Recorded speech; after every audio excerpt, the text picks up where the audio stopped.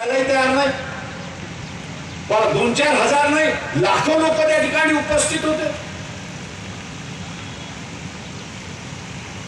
अरे काय म्हणत ते खलिस्तान, या ते खलिस्तान मध्ये तुम्ही कुठला असं धरता धोक्यात अंदासारख्या?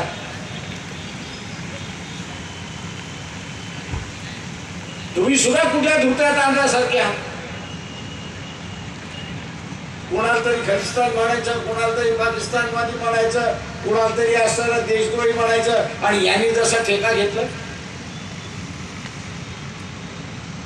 मी सर्वजणांना विचारतो, तुम्ही कुठच्या तोंडाने असताना आज लोकांना सांगताय की पुन्हा भारतीय जनता पक्षाचं सरकार येऊ द्या, पुन्हा तुम्हाला असताना 2-2 वर्ष लोक रस्त्यावरती बसवायची आहेत का, याचा पहिल्यांदा खुलासा।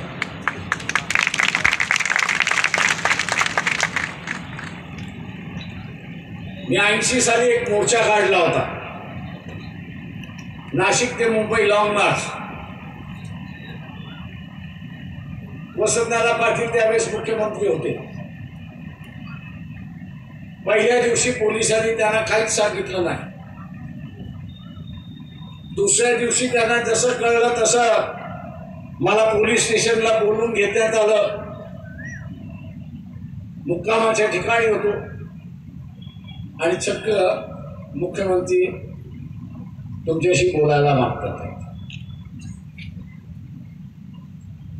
आता मुख्यमंत्री बोलायला मागतात, मी म्हटलं मी बोलतो। त्या मुख्यमंत्र्याचं पहिलं वाक्य होतं की महाराष्ट्रामध्ये अनेक वेळा मी मंत्री झालो आणि आज मुख्यमंत्री।